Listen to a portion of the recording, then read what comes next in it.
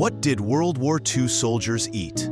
Imagine a damp, chilly foxhole somewhere in Europe. The distant rumble of artillery fire serves as a constant reminder of the brutal reality surrounding a group of young American soldiers. Yet, their immediate focus isn't on the enemy or the dangers of war. It's on the contents of a small, unassuming brown box, their next meal. Because in the midst of chaos and deprivation, food becomes much more than sustenance. It's a taste of home, a brief respite from fear, a shared experience that binds soldiers together. Welcome to You Remember. Today, we're venturing into a lesser-known aspect of World War II, the fascinating and often surprising story of what American GIs ate.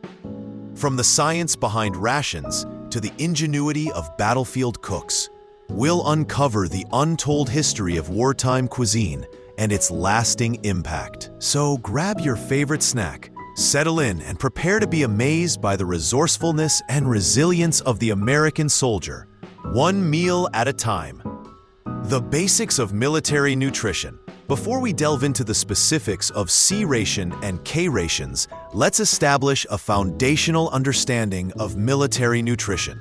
Providing sustenance for a vast army isn't merely about satisfying hunger. It's a multifaceted scientific endeavor that can significantly impact a military operation's success or failure. Consider the following. The typical World War II GI expended an extraordinary amount of energy. We're discussing young men, frequently in their late teens or early 20s, who carried heavy equipment, marched long distances, and participated in intense battles. They required substantial fuel to maintain their physical exertion. Military nutrition experts in the 1940s determined that the average soldier needed between 3,000 and 3,600 calories per day. That's nearly double the caloric intake of an average person today. Moreover, it wasn't solely about the quantity of calories. These calories had to be derived from a well-balanced combination of proteins, carbohydrates, and fats to ensure soldiers remained in peak physical condition. However, a significant challenge arose. How could they provide all these essential nutrients in a format that was lightweight? Researchers were uncovering the importance of vitamins, comprehending the role of minerals, and devising methods to preserve foods without compromising their nutritional value. All this newfound knowledge was channeled into creating the ideal combat ration. The outcome? Well, it wasn't always appealing, but it effectively fulfilled its purpose. This leads us to the cornerstone of the American GI's diet, the renowned, or perhaps infamous, C-ration. C-rations, the staple of the American GI. That distinct, metallic ripping sound. For countless American GIs, it signaled mealtime. The C-ration, officially designated as Meal, Combat, Individual, constituted the foundation of the American soldier's diet during World War II. Let's be forthright, these weren't exactly culinary masterpieces. A typical C-ration came packaged in a brown cardboard box, roughly the size of a shoebox. Inside, you'd find 3 cans. One large can contained the entree, and I use that term loosely. We're talking about options like meat and beans, meat and vegetable stew, or the infamous ham and lima beans, a combination so universally despised, it earned the nickname Ham and Mothers. The other 2 cans were smaller. One contained bread or crackers, and the other held dessert, typically canned fruit or a powdered beverage mix. Completing the meal were sugar tablets, salt tablets, and instant coffee. Oh, and let's not forget the crucial accessory, a miniature can opener affectionately dubbed the P-38 by soldiers, who claimed it required 38 punctures to open a single can. So what were the troops' sentiments regarding their canned provisions? Well, opinions were certainly diverse. Some soldiers genuinely enjoyed certain meals. Spaghetti and meatballs was a favorite, as was the chopped ham and eggs. But for every well-received item, there were numerous others that soldiers couldn't tolerate. One GI, Bill McAuliffe, recounted, "The C-rations weren't bad, except for the ham and lima beans. Nobody ate that except in desperation. Even then, you had to be pretty hungry." Another veteran, James Breach, offered a more vivid description. "C-rations tasted like mule turds dipped in soap suds, but it was either eat it or starve." However, here's the crucial point. Despite the soldiers' complaints about C-rations, they represented a significant improvement over the iron rations of World War I. Those earlier rations consisted primarily of hardtack biscuits and salted meat, a diet that could cause serious illness if consumed for an extended period. C-rations, despite their shortcomings, were scientifically formulated to provide balanced nutrition. They could sustain a soldier in the most challenging circumstances, and in wartime, that's what truly mattered. Naturally, soldiers, being soldiers, they devised ways to enhance what the government provided. They would trade for preferred items, forage for local ingredients to add flavor, or utilize canteen cups and camp stoves to transform their canned goods into something resembling a hot meal. One common tactic was to heat a can of cheese and combine it with crumbled crackers, creating a makeshift macaroni and cheese. Another involved mixing cocoa powder with coffee to produce a mocha-like beverage. It wasn't home cooking, but it provided a touch of ingenuity amidst the harsh realities of war. However, C-rations weren't the only option for soldiers constantly on the move. There was an alternative, the K-ration, and that's where we'll turn our attention next. K-rations, breakfast, lunch, and dinner in a box. If C-rations represented the sit-down meal of the U.S. Army, K-rations were their fast food equivalent. Designed for soldiers on the go, K-rations were packaged in a compact, lightweight format that could easily fit into a soldier's pocket or backpack. The K in K-ration stood for Dr. Ansel Keys, the scientist who developed them. His objective was to create a ration that was lightweight, compact, and capable of sustaining a soldier during short periods of intense physical activity. Each K-ration consisted of a small, wax-coated box containing 3 meals: breakfast, lunch, and dinner. Now, when I say breakfast, lunch, and dinner, don't get your hopes up. We're not talking about a lavish breakfast spread or a 3-course dinner here. Let's examine the contents. The breakfast unit typically included a canned meat product such as chopped ham and eggs, a fruit bar, biscuits, a powdered beverage, sugar tablets, and of course, cigarettes. Because nothing says good morning like processed meat and a cigarette, right? The dinner unit might consist of a cheese product, more biscuits, a candy bar, and bouillon powder. And the supper unit? How about another serving of canned meat, some more biscuits, noticing a pattern here, and maybe some toilet paper if you were fortunate. Each meal provided approximately 800 calories. The concept was that a soldier would consume 3 K-rations per day, providing a total of 2,400 calories. Now, recall the calorie requirements we discussed earlier. Yes, K-rations fell somewhat short. They were never intended to be a long-term solution. So how effective were K-rations in combat? Well, that depends on who you ask. Some soldiers appreciated their convenience. They were easy to carry, quick to consume, and didn't require heating. One veteran, John Beard, reminisced, K-rations weren't too bad. At least you could eat them on the run, and some of that stuff like the cheese and the chocolate was pretty good, but others found them inadequate, especially when consumed over extended periods. Another GI, Frank Mathis, was not a fan. K-rations were terrible. After a while, everything tasted like the wax paper it was wrapped in. The primary issue with K-rations was their insufficient caloric content for highly active soldiers. Troops who relied on K-rations for too long often experienced weight loss and decreased energy levels. This became a significant problem during campaigns like the Battle of the Bulge, where soldiers expended vast amounts of calories in frigid weather conditions. Despite their limitations, K-rations played a vital role in providing sustenance to troops in situations where traditional field kitchens were unavailable. They allowed for enhanced mobility and flexibility in military operations. But here's where things get interesting. Just as with C-rations, soldiers discovered ways to get creative with their K-rations. And that creativity? That's what we'll delve into next. Creativity in the field.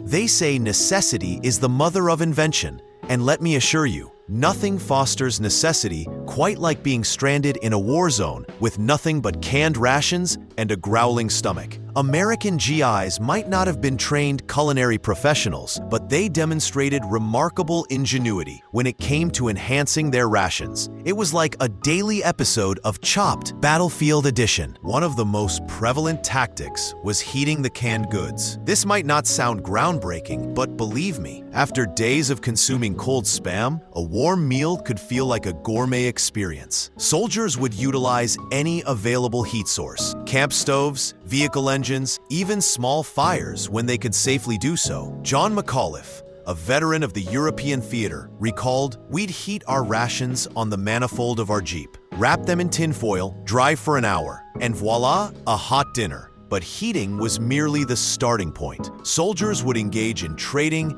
and bartering for favorite items, creating their own personalized menus. The chocolate bars from K-rations were especially coveted and could be exchanged for almost anything. Then there was the practice of supplementing rations with locally sourced ingredients. Soldiers would forage for fresh fruits and vegetables whenever possible. In Normandy, some units found themselves with an abundance of apples and produced their own applesauce to accompany their meat rations. In the Pacific, troops would fish or hunt local game to diversify their diet. One Marine, Eugene Sledge, wrote about catching land crabs on Peleliu to supplement their rations. They tasted pretty good if you could get past the idea of eating something that looked like a giant spider. Some soldiers became truly resourceful. They would crush biscuits to use as breading for canned meats, creating a sort of battlefield schnitzel. Others would combine different components to invent new dishes. One popular concoction was dubbed jungle stew, a mixture of whatever canned goods were available,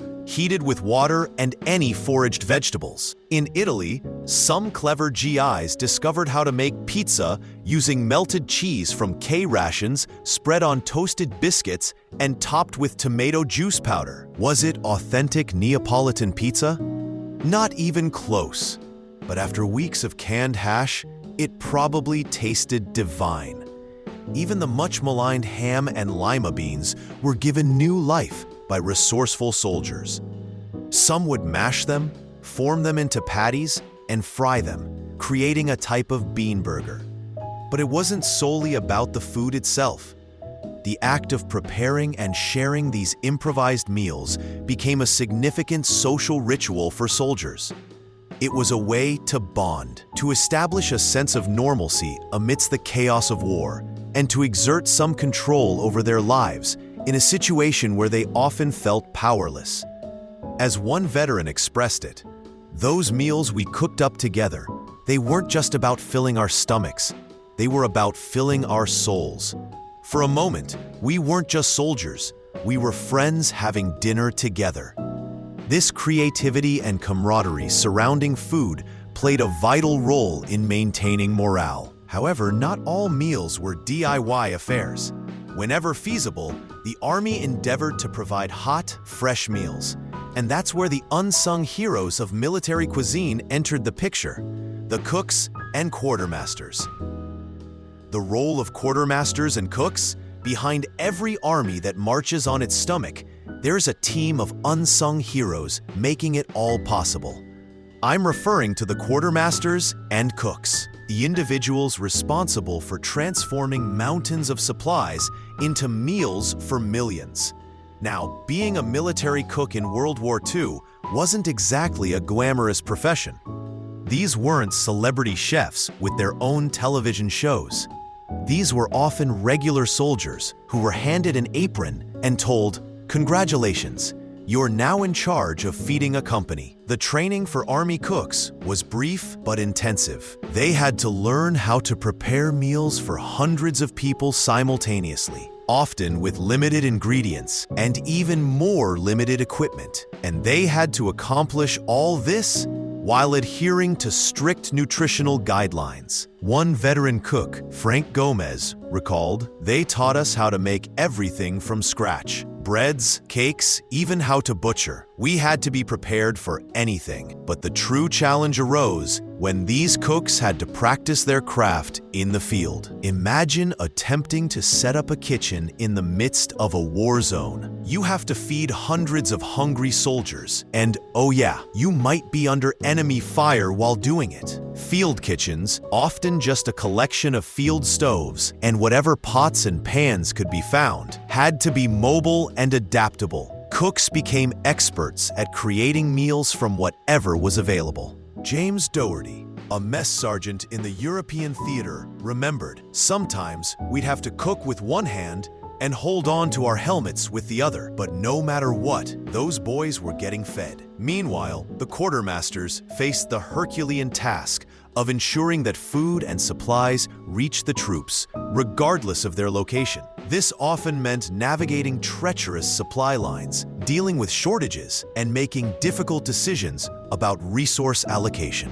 It wasn't always a smooth operation. Logistical nightmares were frequent, especially in the initial stages of campaigns. During the Normandy invasion, for example, many units found themselves short on rations as supply ships struggled to reach the shore. But when everything went according to plan, it could make a world of difference for the troops. Hot meals, when they could be provided, were more than just sustenance. They were a morale booster, a taste of home, and a reminder that somewhere within the vast machinery of war, someone was looking out for them. As one infantryman put it, "You never truly appreciate how good army food can be until you've been eating nothing but C-rations for a week. That first hot meal, it tasted better than any five-star restaurant I've ever been to." Of course, what ended up on a soldier's plate could vary significantly depending on where in the world they were stationed. And that leads us to our next topic: how the cuisine of American GIs differed from one theater of war to another. Regional variations.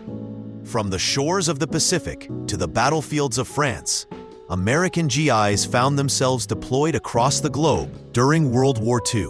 And while C-rations and K-rations were a constant presence, the overall culinary experience could differ significantly depending on a soldier's location. Let's begin with the European theater. Here, American troops often found themselves immersed in cultures with long-standing and rich culinary traditions. In England, where many units were stationed before D-Day, soldiers experienced their first taste of British cuisine. It was an experience, to say the least. One GI, Bill Jones, recounted, "The Brits had good intentions, but their food was bland. We used to joke that their national spice was boiled. But those fish and chips, now that was something I could get behind." As troops advanced into France, Italy, and Germany, they encountered a whole new world of flavors. Many soldiers experienced their first taste of foods we now consider commonplace. Things like pizza, espresso, or authentic French bread. In Italy, American cooks frequently collaborated with local civilians, learning to incorporate pasta and olive oil into their cooking. One veteran recalled, "We thought we died and gone to heaven. After months of canned meat, a plate of spaghetti was like a gift from above." However, it wasn't all culinary delights. In the latter stages of the war, as Germany faced severe shortages, soldiers sometimes had to make do with whatever they could find. This often meant relying heavily on their rations and whatever local crops hadn't been destroyed by the fighting. Now, let's shift our focus to the Pacific Theater. Here, the situation was often drastically different. Many islands where combat occurred had limited local resources, and the tropical climate posed significant challenges for food storage and preparation. In the Pacific, the heat and humidity were constant adversaries. Food spoiled rapidly, and soldiers had to be extra vigilant about food safety. One veteran, Tom Hansen, remembered you'd open a can of rations, and if you didn't eat it in an hour, it would be crawling with maggots in no time. The jungle was unforgiving, but it wasn't all bad news. In some areas, soldiers found themselves surrounded by tropical fruits they had never seen before. Coconuts, mangoes, and papayas became welcome additions to their diets. Some units even established small gardens to cultivate fresh vegetables when they were stationed in one location long enough. Seafood was often abundant, especially on the smaller islands. Soldiers would fish or gather shellfish to supplement their rations. One Marine, Jack Lucas, recalled, "We'd catch these enormous crabs, throw them in a pot with some seawater and whatever seasoning we could find in our rations." It wasn't home cooking, but it sure beat another meal of Spam. In places like Australia and New Zealand, where many troops were stationed between campaigns, soldiers encountered yet another culinary culture. They tried foods like Vegemite with mixed reactions and had their first taste of lamb, which was much more prevalent in these countries than in the US at the time. One constant across both theaters was the importance of coffee. Whether in the frigid Ardennes forest or on a sweltering Pacific island, a hot cup of coffee was often the one comfort soldiers could rely on. As one GI put it, "I don't think we could have won the war without coffee. It kept us going when nothing else would." These regional variations didn't just influence what soldiers ate during the war. They also had a lasting impact on American cuisine. Many veterans returned home with newfound tastes and recipes, contributing to the expansion of the American palate in the post-war years. But that's a story for another time. For now, let's explore how technology was transforming the way soldiers ate.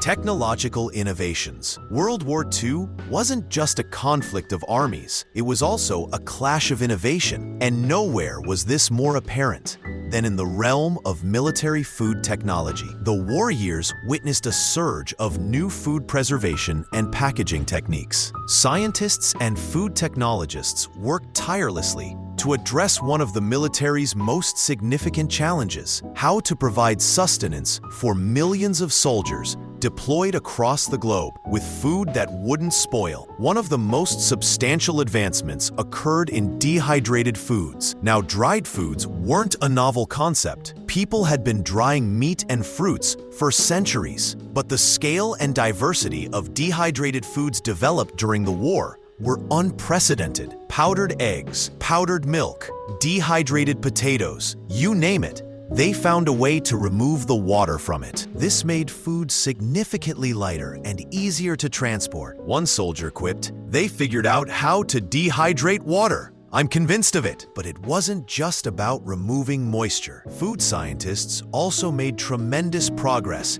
in developing new types of canned goods that could withstand extreme conditions. They created cans that could be exposed to intense heat or cold without bursting or spoiling the contents. Packaging was another area of innovation. The development of new plastics and waterproof coatings meant that food could be protected from the elements more effectively than ever before. This was especially crucial in the humid environments of the Pacific, where traditional paper packaging would quickly deteriorate. One of the most intriguing innovations was something called the jungle ration, designed specifically for troops in tropical climates. It included foods that were resistant to mold and less likely to attract insects. It even came with water purification tablets, a true lifesaver in areas where clean water was scarce. But perhaps the most renowned or notorious technological innovation of the war was good old Spam. This canned meat product, consisting of pork shoulder meat, ham meat, salt, water, sugar, and sodium nitrate, became a staple of military diets. It was inexpensive, didn't require refrigeration, and provided a substantial amount of protein. Soldiers had a love-hate relationship with it, but there's no denying its impact. One veteran, Bill Molden, summarized it aptly: "The Army has a way of making Spam seem like rare roast beef. To a starving soldier, Spam tastes like steak." These innovations didn't just contribute to winning the war. Many of them found their way into civilian life afterward. Instant coffee, powdered orange juice, and yes, even Spam became common items in American pantries. But food isn't solely about nutrition and technology. It's also about psychology. And in wartime, the psychological impact of food can be just as important as its caloric content. That's what we'll explore next. The psychological impact of food. When you're far from home, facing danger on a daily basis, something as simple as a familiar taste can be incredibly powerful. For American GIs, food wasn't just fuel, it was a lifeline to normalcy, a reminder of what they were fighting for. The military understood this. That's why they invested so much effort in trying to provide traditional American meals whenever possible, especially during holidays. Turkey at Thanksgiving, ham at Christmas. These weren't just meals, they were morale boosters. One veteran, Frank Thompson, recounted a Thanksgiving in France. "We were cold, tired, and hadn't had a hot meal in weeks. Then, unexpectedly, the cooks managed to prepare turkey and all the trimmings. For a brief moment, we weren't soldiers in a foxhole. We were back home with our families." Comfort foods played a significant role in maintaining soldiers' mental well-being. Items like chocolate bars,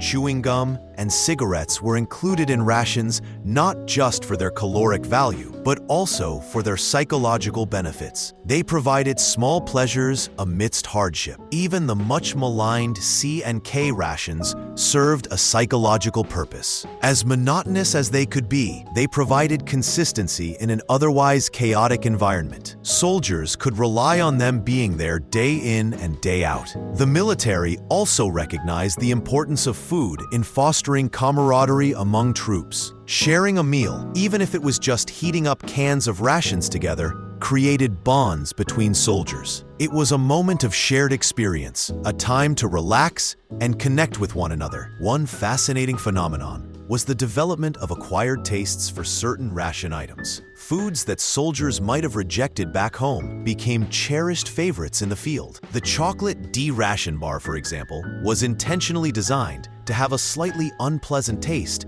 to discourage soldiers from eating it except in emergencies. But many grew to love its unique flavor. John McAuliffe reminisced, "That chocolate could survive a nuclear blast, I swear." But after a while, regular chocolate just didn't taste right anymore. We'd gotten used to the good stuff. Food from home was especially valued. Care packages containing homemade cookies or canned goods from mom's pantry were treasured possessions. They weren't just food, they were a tangible connection to loved ones and the life soldiers had left behind.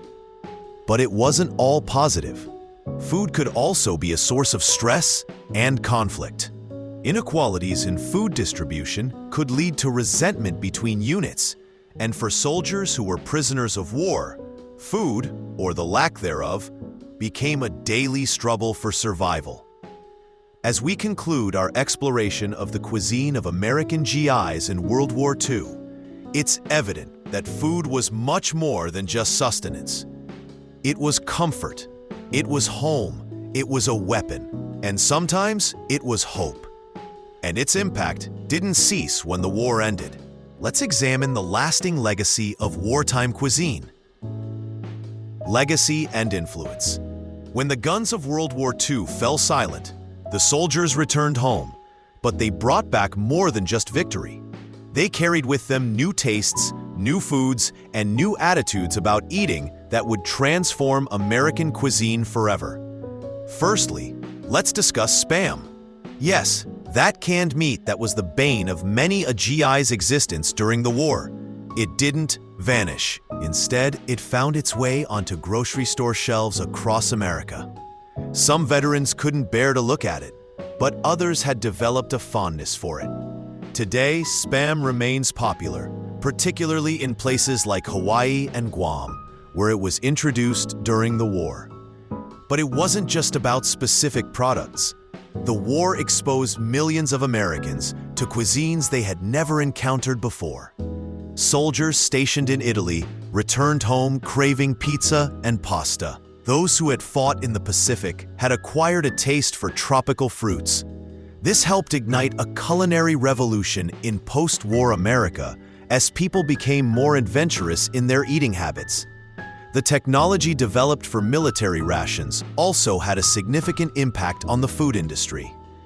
Freeze-dried coffee, powdered orange juice, instant mashed potatoes, all these convenience foods that became staples in 1950s and 60s kitchens had their origins in wartime innovations. One veteran turned entrepreneur called Carl Sandburg recalled, "After the war, I couldn't believe people actually wanted to buy the stuff we ate in the field. But there was a genuine market for quick, easy meals." Go figure. The war also changed how Americans thought about nutrition. The military's emphasis on providing balanced, calorie-dense meals influenced public health policies and school lunch programs in the post-war years. But perhaps the most enduring legacy was the appreciation for shared meals. Many veterans spoke about how the experience of eating together in the military, whether it was a hot meal in the mess hall or sharing rations in a foxhole, stayed with them. It reinforced the importance of food as a social bond. Frank Miller, a veteran who became a restaurateur after the war, expressed it this way: "In the Army, we learned that a meal wasn't just about filling your stomach. It was about coming together, sharing stories, supporting each other." That's what I tried to create in my restaurant. Not just good food, but a place where people could connect. As we reflect on the cuisine of American GIs in World War II, it's evident that it was about much more than simply keeping soldiers fed. It was a crucial element of the war effort, a testament to American ingenuity and a profound human experience that shaped a generation, from the factories where rations were produced to the field kitchens on the front lines, from the scientists developing new preservation techniques to the cooks performing miracles with limited ingredients. Food played a vital role in winning the war. But more importantly, it serves as a reminder of the human side of war. Behind every can of rations, every improvised meal, every Thanksgiving turkey somehow delivered to the front lines, there were real people, hungry, homesick, courageous individuals, doing their best in extraordinary circumstances. So the next time you open a can of Spam or instant coffee or any of the convenience foods we take for granted today, remember the soldiers of World War II. Their experiences, their sacrifices, and yes, their meals helped shape the world we inhabit today. If you found this video insightful, be sure to explore the rest of our World War II series. Don't forget to subscribe and share you remember.